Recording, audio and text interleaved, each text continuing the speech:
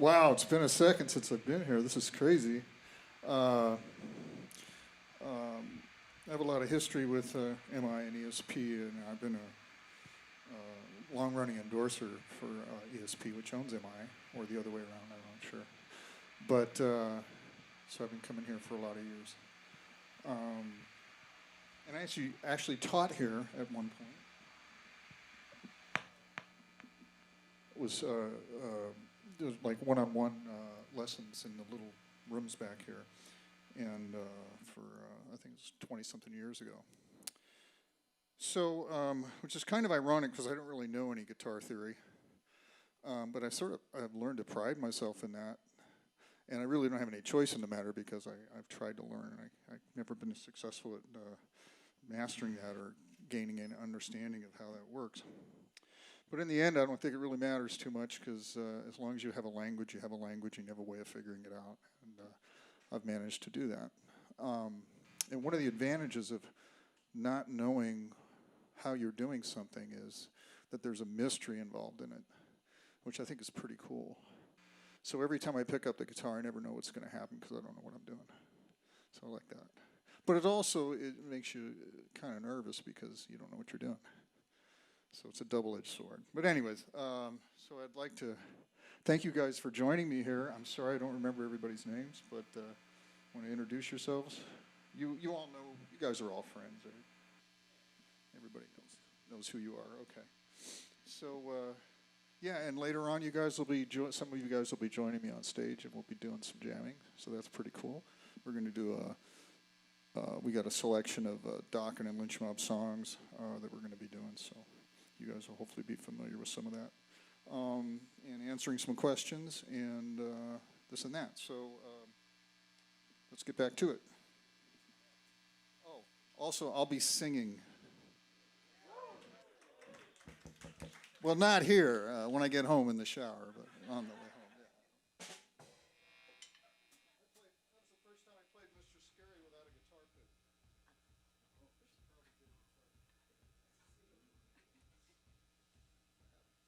Has anybody got a medium Fender guitar pick? Yeah, that'll work. All right.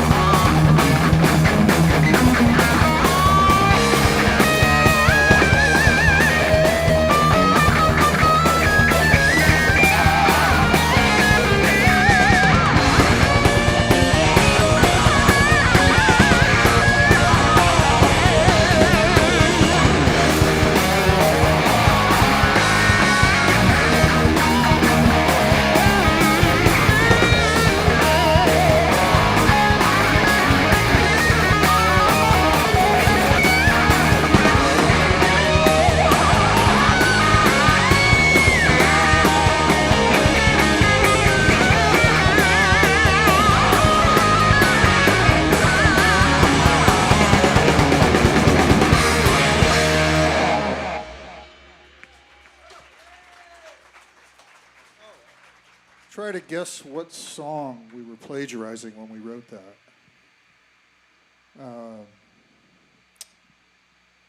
Ace of Spades.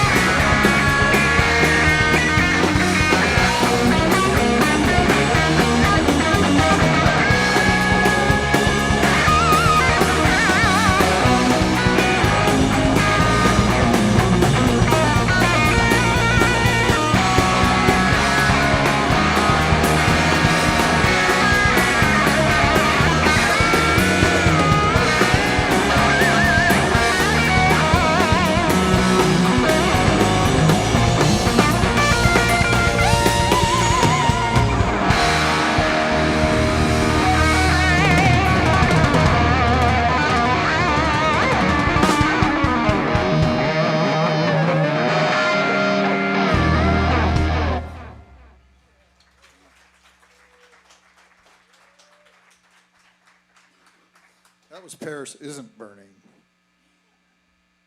I screwed that up. Oh, that was you guys. Okay, so I've got a. You guys want to hang out, or is it? I think. Yeah. We'll just be in the back. We'll just wait. So maybe while I'm going through some of this stuff, maybe we'll just kind of do a little, we'll do some of this Yeah. Sounds good. accompany, make it more interesting. Okay, so one of the first things I want to talk about, it's on my list here, of things to talk about, which was not my idea, but thank you for this help, because otherwise I wouldn't know what to talk about, is gear. And for me, I'm very kind of a tone-dependent guy, meaning that I'm not one of those guys that just can sit down with anything and be good. And the few times that I am good, it's because I've got a lot of help, and I put a lot of, I can't really disconnect my idea of my ideal guitar solo or song or my playing or anything from the tone itself. It's just they're two integral parts of the same whole.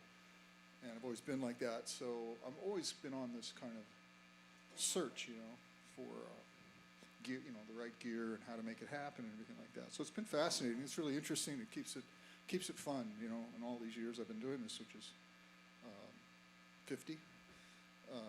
No, more than that. So I'm 70, so I'm like 56, 7 years, something like that. And my first rig was, just a few garbage that you start out with when back in the 60s that we had available to us. And you made it work, you find ways to make it work. And one lesson I learned from all that, all through the years, was that it wasn't as much as the gear as it's just you being at home with whatever you're using.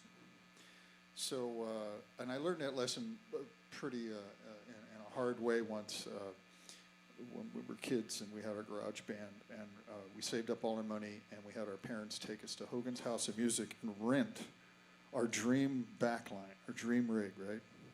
So we brought all this brand new, really cool amps home and everything, and our friends all got together for the weekend and had a big kegger party, and we were going to jam all weekend. And we plugged it in and it sounded like shit. And we had a miserable time, and halfway through this weekend, people just started like sitting around going, why don't you just do what you used to do? And we ended up plugging into our old gear and everything. We were right at home again. And so I think that was the moral that I learned, is just make the gear yours, it's, and that's I think pretty important, but it, the tone questing thing for me has been a lifelong pursuit. And at the end of the day, did it really matter so much? Maybe not, because people have pointed that out. They go, well, you've been through this whole decade or two, and you've gone through all these different amps and all these different things. At the end of the day, was it any better than what you started with? And then you ended up back with what you started with. Well, maybe so, but it was the journey, you know what I mean? And it's fun and keeps it interesting, so that's why. And I don't do it as much these days as I used to, but the tone questing is fun and keeps me motivated. Technique, breakdown, and practice. I'm supposed to do that for 25 minutes. Well, I don't even practice at all, so that's going to be a problem. That'll be the most I practiced. Are you okay? COVID? Okay. Technique, breakdown, practice.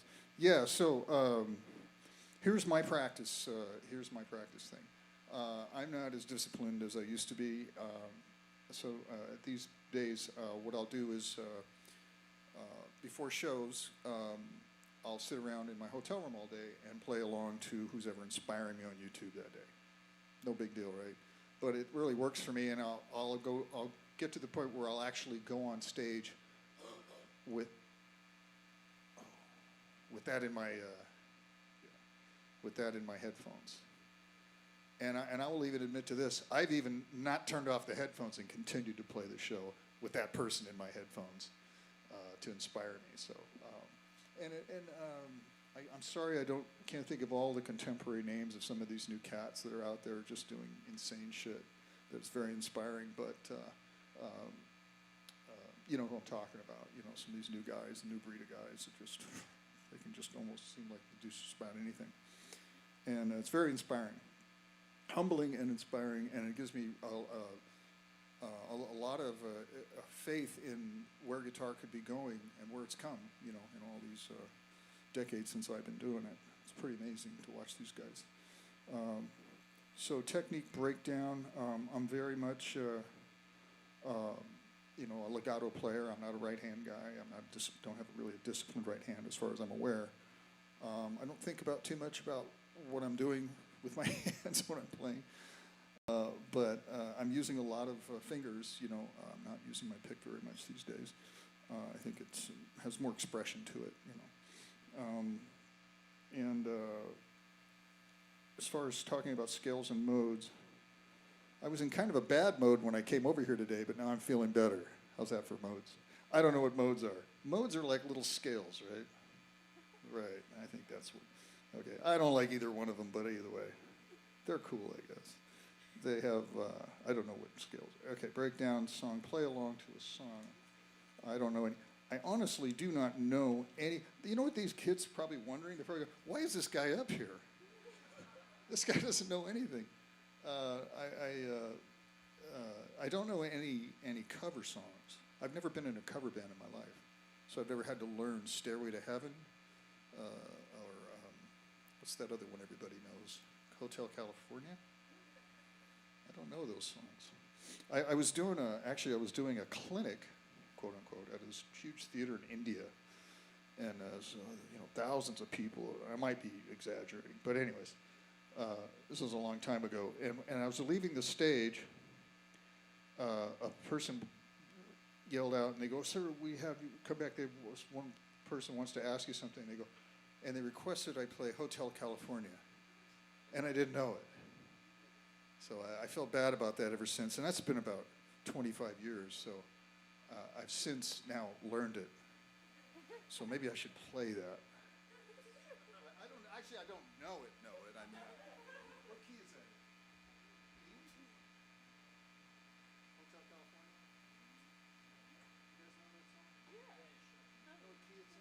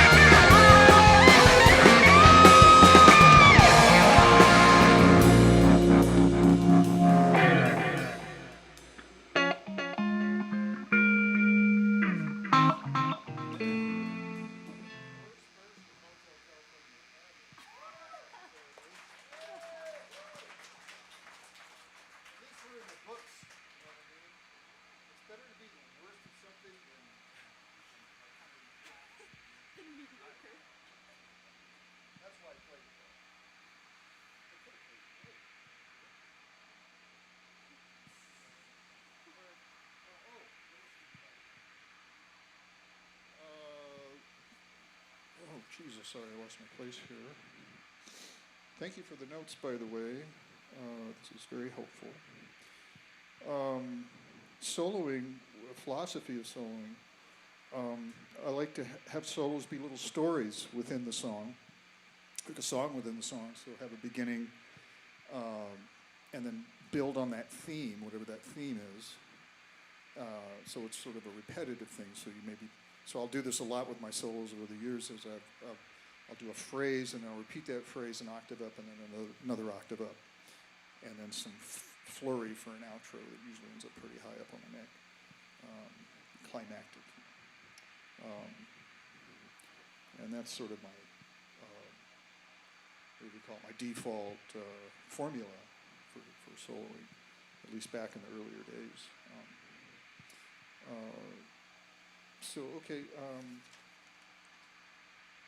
Song section focus.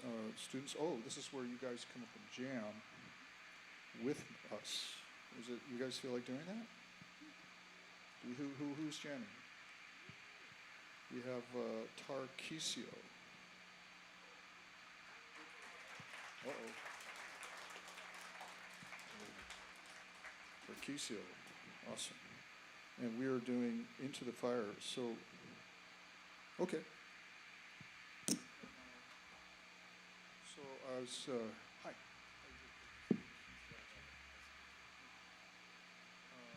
I thought Tarquisio at the, and everybody, we just at the end, we'll just jam, kind of extend that out and just look at each other and do our ending.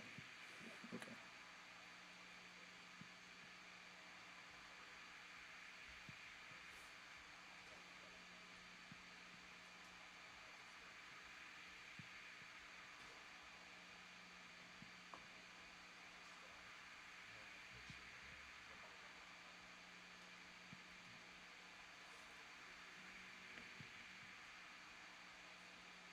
We're a half step down towards these two.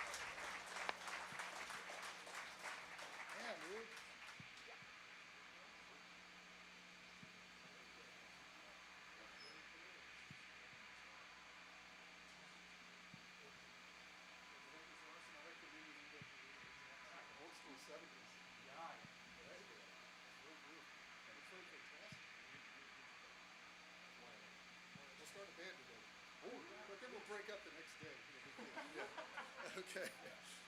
All right. Well, let's have it for Tark, man. It's freaking great. That was pretty cool. What else we got?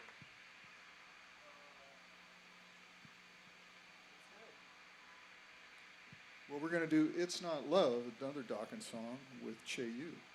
If Che Yu wants to come up.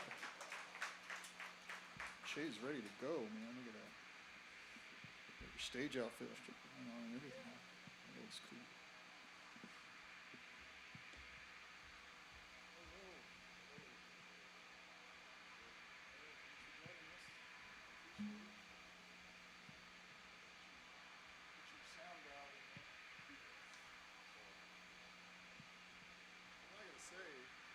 This guy's, we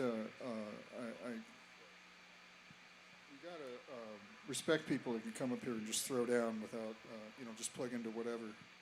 That's not an easy thing to do. So.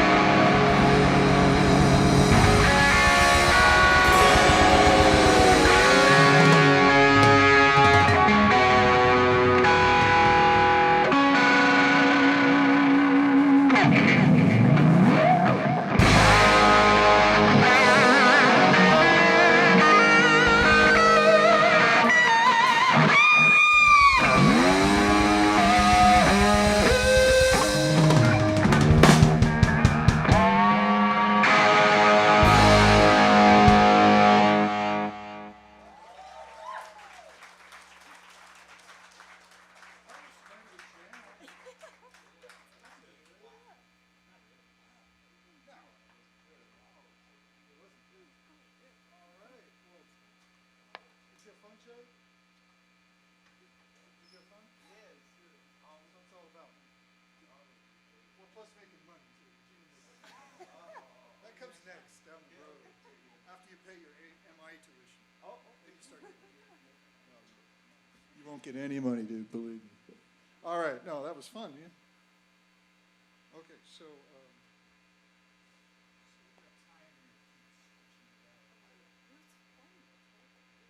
funner to play than to talk. They don't want to listen. Okay, so now we're going to do, dang, all these Dokken songs. Another Dokken song called Heaven Comes Down with Dice Song. Is that you? I can tell. God damn, dude. You guys are all dressed up. Now I didn't get the memo.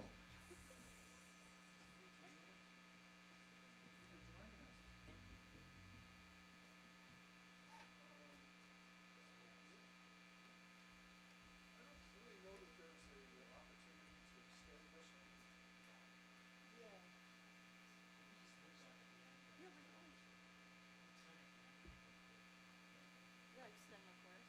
And then we can just do it.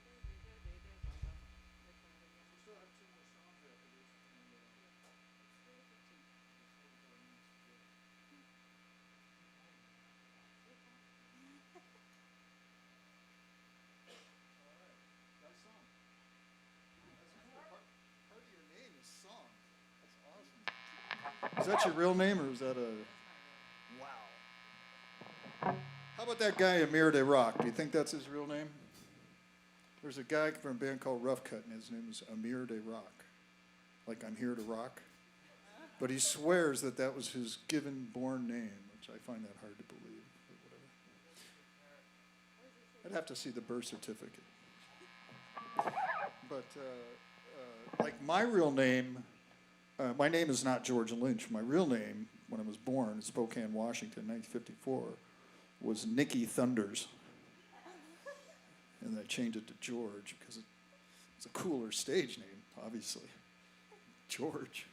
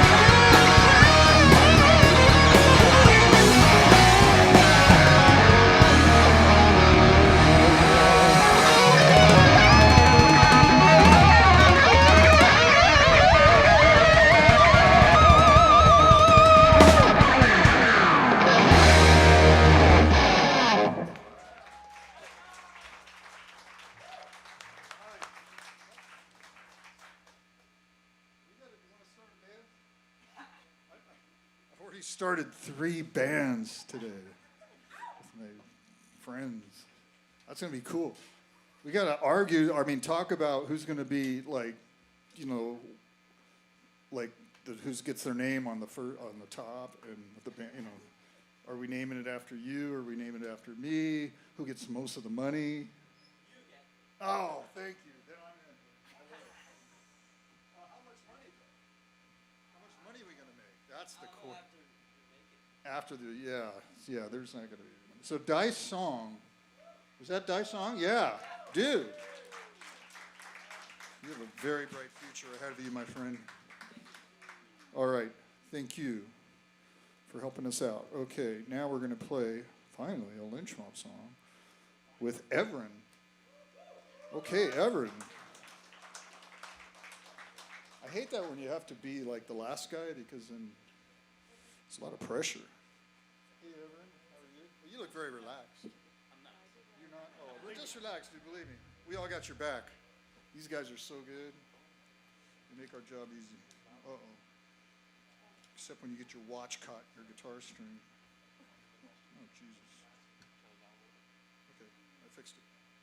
So should we start off the two? Yeah, so Evan, we're going to do Wicked. And,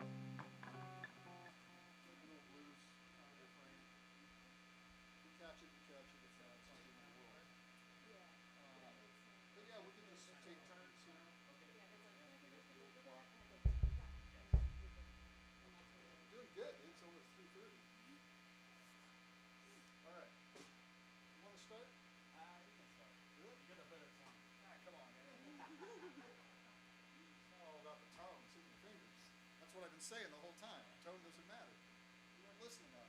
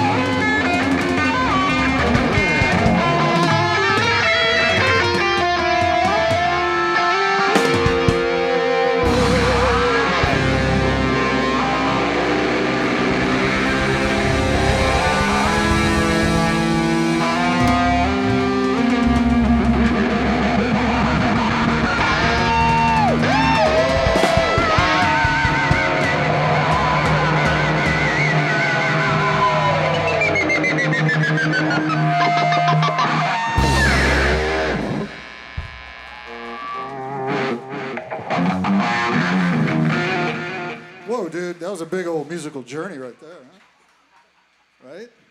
We should have recorded that. It could be on our first album that we're gonna put out with our new band. After I get with the, we gotta do the other three bands though. Okay, well, thank you, man. That was awesome.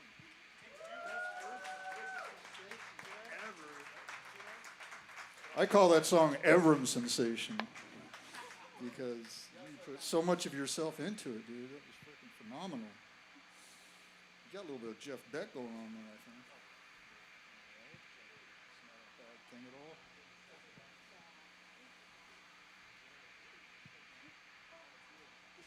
Oh, we're going to end it on a mellow note now, which I think is pretty cool. We're going to bring up Peter C., who doesn't want to reveal his last name. I don't blame him. Peter C. Hi, Peter.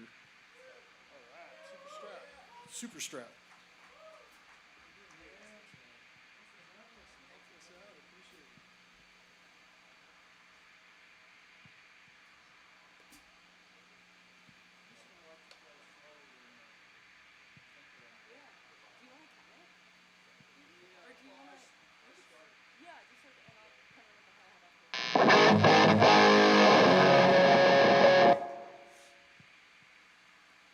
Evram, how's your singing? Evram? Oh, no. Evram was the last guy. Sorry. I'm getting my bands confused. Peter, can you sing? Really? Can you sing this song? Well, that's important. If you don't know the lyrics, it'd be hard to sing it. There's actually only one word. I jammed this song a long time ago with a singer that was in the band, Robert Mason. Not to throw him under the bus or anything, it was funny though. But he came up and he jammed and we did this song, and he forgot the chorus. It's one fucking word, dude. One word. Rain. All right, here we go.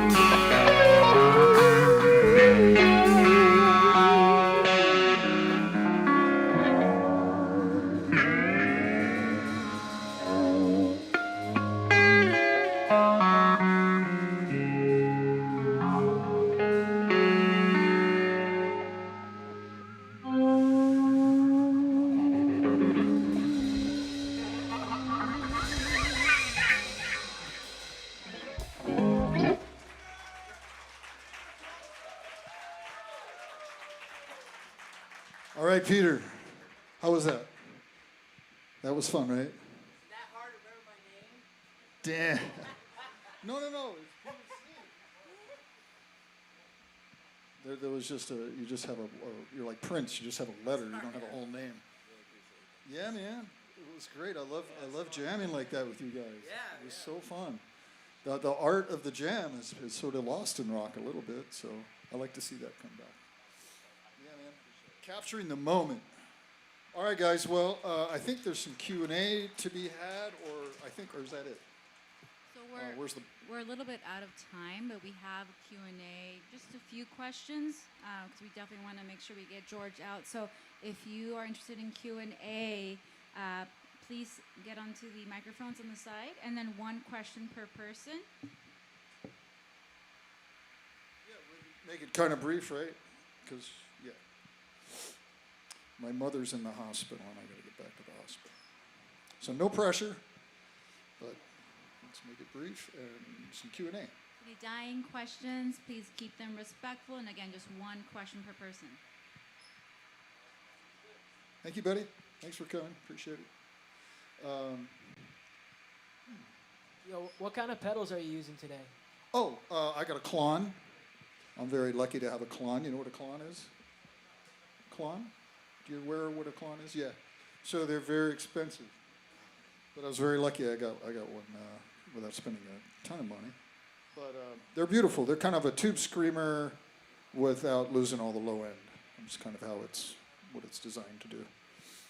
So, and other than that, I have a Mutron Octavider. I have a new version that's my Tex that he loaned me, but normally I use an old one, like in the studio. I use an old 70s Mutron, which has a little bit more going on, but these are pretty great. The new ones are pretty great, and it's $350 versus thousands of dollars. And then my last in line is my vintage script logo Phase 90. So yeah. I think with those three, I can pretty much do just about anything I need to do when I want to change up the flavor a little bit. I take the chorus and I run it the rate pretty fast if I want to get an exciting kind of chorus sound, lush, and I bring it back if I just want to do a sweep, like an Eddie kind of sweep. And Mutron is what it does. It's a one-trick pony. But then again, it's very affected by how much volume you give it. So if you give it a little bit of volume, you get a squawk. If you get full volume, you get this monster walk kind of demon tone. It's pretty great. It's gigantic. And the Mutron, I just put it on selectively. I don't always use it for solos, but sometimes I use it for rhythms, like Heaven Comes Down, something that's a little heavier and you need to tighten up the low end. Yeah. So we have two questions, but before we do that, can I get the TA band out just to do a big photo before they run off? Oh, sure. Get them. I mean, Get I don't own them, so it's kind of up to them. TA band. I think they're already back there signing autographs, counting the money. Wow. So what do you guys do here all day? Just like play guitar, I guess. Jesus, you see some awesome.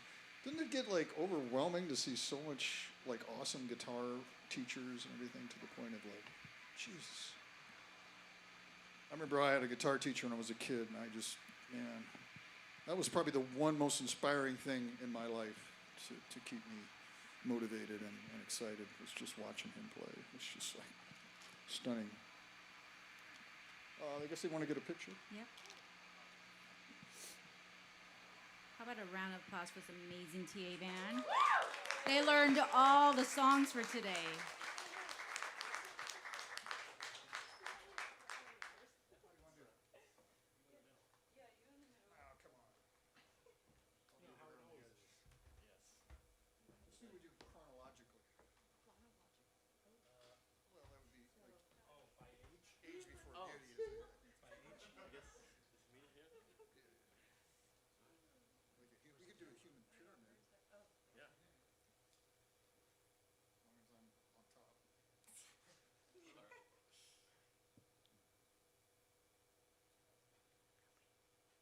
Look to the center.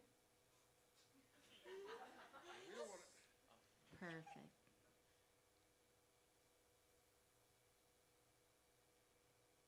Thank you. Thank you, guys. Well, Thank you so much. It was fun. Thank you. Just let me say goodbye and then. Okay, was that it? Oh, so we have one question from Anfin, and then another, and then I think we'll cut it at then just with time. Hi, love you playing, man. How was Even after that? I appreciate that. Thank you. how was it working with Frontier Records on a Dirty Shirley project, and any plans to do another album? Thank you. Well, let's see. Interesting, yeah. The Dirty Shirley, worst name in the world for a band, by the way. Well, no, not even the band name wasn't that. The album cover was horrible. But great album, I think. Just trying to speak objectively as I can. I was very surprised by it. So Frontiers, I've had a long history with Frontier Records, and it's been great, and it's been fantastic. They've afforded me a lot of opportunities to record a huge, diverse array of music, and it's been a fantastic outlet for me, and I appreciate it. So they originally commissioned me to write this album and record this album with this guy named Dino, who I had no idea who he was, and I didn't look him up because I don't know how to use the internet. And I'm like, okay, this guy from Bavaria or something. I don't know where he was from, somewhere in Eastern Europe, I guess. And so I had some, for some reason, I got the impression he was a pop singer, Italian pop singer. So I wrote these songs that I thought would be amenable to that, whatever Italian pop music would be. And it wasn't hard rock at all. And then I heard this guy's voice. I was like, holy shit. Okay, I got to go back to the drawing board. But when I think about it, it would have been pretty cool if I would have put out that Italian pop album with Dino, actually. That would have been cool. Maybe you should do that. I should do that, but I don't know where it is. But anyways, so I rewrote the record and everything, and I remember feeling like usually when I do my guitars and then the singer does his thing, I feel pretty good about it. I remember feeling really sort of disillusioned about myself because he's so unbelievably, incredibly great that it sort of made my guitar sound terrible. Yeah, and I thought, oh, I need to redo all these guitar solos. Because it goes on the guitar solo, it just sounds like a reason for him to take a break. Go powder his nose or whatever. Eat a croissant, whatever people do in Bavaria. But no, I mean, he was just, I couldn't believe his voice. It was just phenomenal. But then I wanted to do a second record, and contractually didn't work out with him at Frontiers. So they had a legal dispute, so that precluded us from doing another record, unfortunately. So I had already started on it, and so we ended up getting a different singer. Her name is Cassandra, and the record ended up being called Cassandra's Crossing. So that's the Dirty Shirley 2 record that we adapted for a different band, basically. I don't waste any music. You know how your grandfather or your father doesn't want to waste any food on the table, because there's poor people in Africa starving? That's how I feel about songs. I don't waste any song parts. I use everything, at least twice. If you listen to any of my music, I've restated the same thing probably half a dozen times. Anyways, getting into a different subject there. Anyways, thank you. Thank you so much. Yeah, man. Okay, well, thank you guys. I'm going to take off and go take care of my mom. And I thank you all for showing up, and I appreciate it. And good luck with everything. Okay.